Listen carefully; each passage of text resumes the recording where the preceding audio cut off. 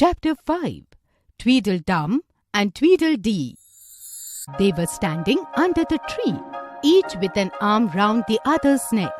Alice knew who was who because one of them had Dum embroidered on his collar and the other, Dee, I suppose they have each got Tweedle round at the back of the collar, she said to herself.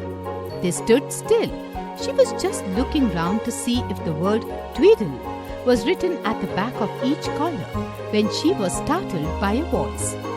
"If you think we are waxworks," he said, "you should pay, you know." "I'm very sorry," Alice said. "I was thinking," Alice said politely, "which is the best way out of this wood? It's getting so dark. Would you tell me, please?" But the little men grinned. They looked like schoolboys. The first thing in a visit is to say, "How do you do?" and shake hands. And the two brothers held out the two hands that were free to shake hands with Alice. Alice took hold of both hands at once. The next moment, they were dancing round in a ring. Alice began singing, "Here we go round the mulberry bush." Tweedledum and Tweedledee were fat and very soon out of breath. 4 times round is enough for one dance, Tweedledum panted out. They left off dancing. Then they let go of Alice's hands. "I hope you're not much tired," she said at last.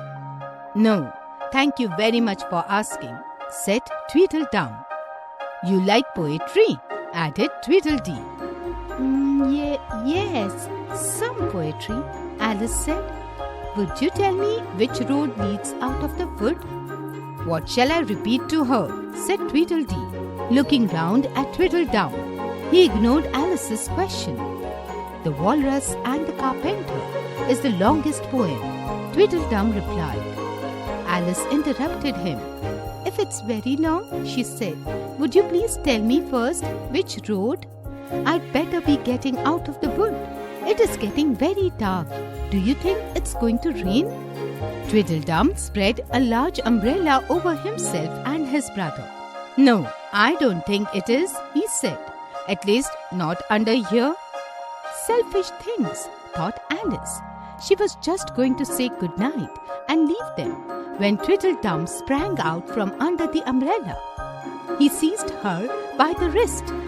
"Do you see that?" he said, and his eyes grew large and yellow all in a moment. He pointed with a trembling finger at a small white thing lying under the tree. "It's only a rattle," Alice said.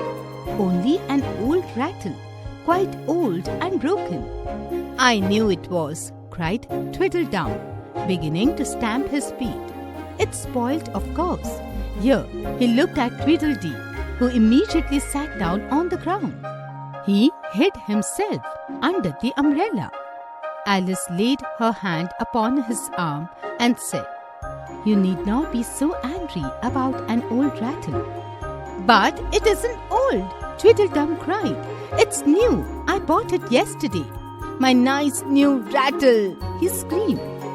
All this time, Tweedledee was trying his best to hold up the umbrella on himself.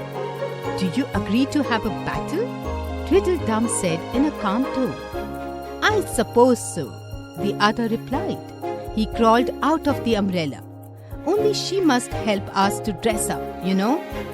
So the two brothers went off hand in hand into the wood.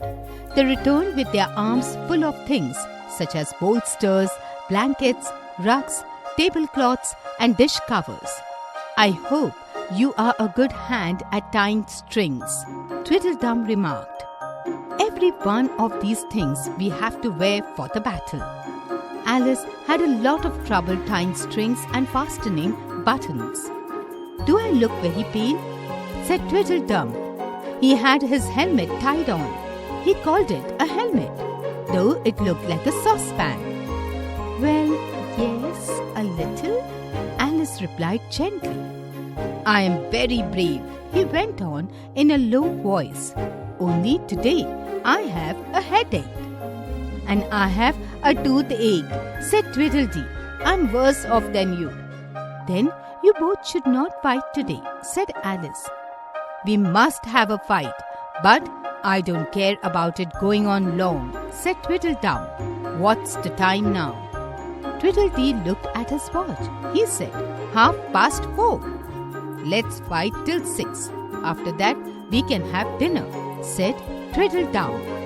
All right, the other said sadly, and she can watch us. All for a rattle? Said Alice, hoping to make them a little ashamed of fighting for such a small thing. I wouldn't have minded it, said Tweedledum, if it hadn't been a new one. I wish the monstrous crow comes, thought Alice. There's only one sword, Tweedledum said to his brother. But you can have the umbrella. Only we must begin fast. It's getting dark. It was getting dark suddenly. Alice thought there must be a thunderstorm. What a thick black cloud that is, she said.